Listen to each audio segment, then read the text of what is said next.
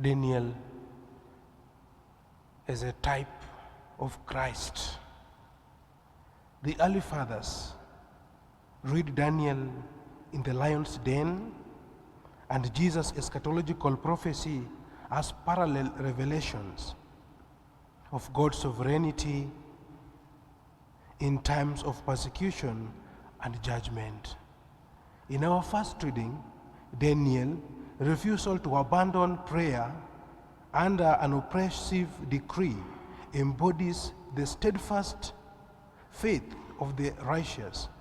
Fathers of the church, such as Origen and Jerome, saw Daniel as a prototype of Christian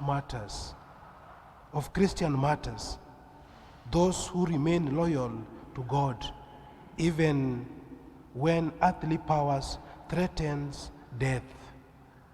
Dear people of God, Daniel is in exile. He is from Judah, but he is in exile. He is facing persecution. He is being persecuted. He is facing suffering, but amidst this challenge, he has refused to deny God. And he's taking his moment to pray. He's on his knees, he's praying.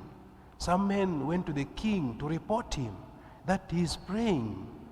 And because of this, Daniel is thrown into the dens of lion simply because he is faithful to God. We are called as people of God that also whenever we are faced with these trials, with this hardship, hard moments in our life, let us not ignore our prayer life. Let us continue knocking the door of God, knocking the door of mercy, knocking the door that God may walk with us. Irrespective of the hardship that comes along our way of life as Christians, let us not get tired. As Daniel is teaching us today, a very powerful lesson that even though he is being persecuted, but his heart is free. He has made peace with God and is taking his moment to continue worshiping and praying to God. Jesus wants his disciples. He warns them of Jerusalem coming destruction and the trials that will befall the church. Patristic interpreters understand this both as historical judgment and recurring pattern in salvation history. Dear people of God, Daniel's emergence unharmed from the seal den is seen as a type of Christ by church fathers who has risen from the tomb. And Christ who came from the tomb which was sealed is compared to Daniel who has emerged from the den of lion, and we are told that that place was also sealed, but he still came forth.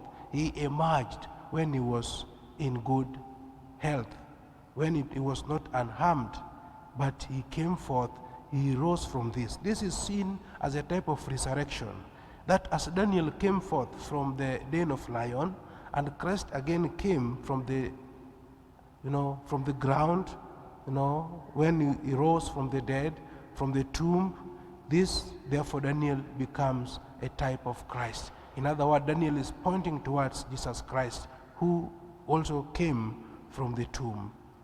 Daniel emergence, dear people of God, is teaching us a very powerful teaching also, that we as Christians, we must face our challenges with hope, knowing very well that God will rise us, God will elevate us, God will give us new life, God will stand with us irrespective of the challenges that now we are facing.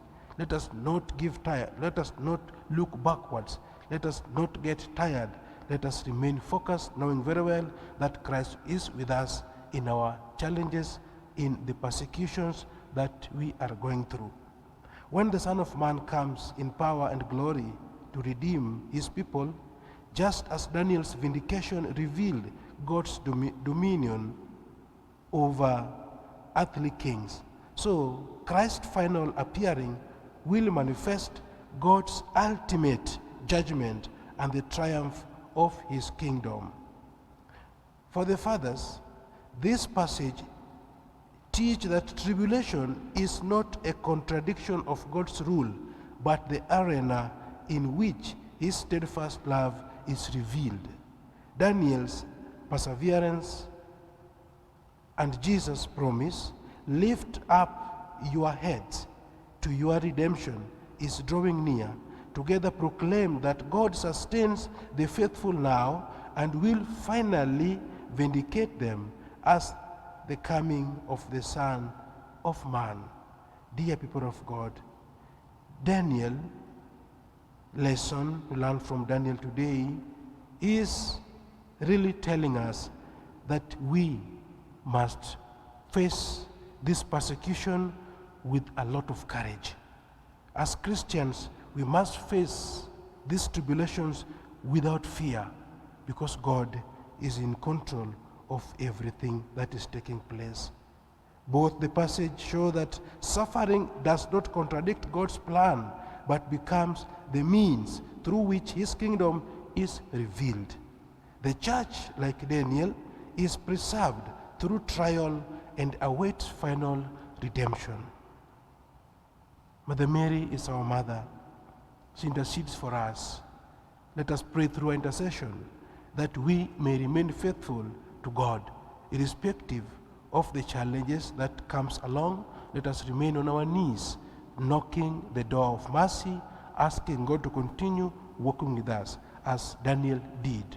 He did not abandon his prayer life, but he prayed even though he was in exile. Christ the kingdom come in our hearts through Mother Mary.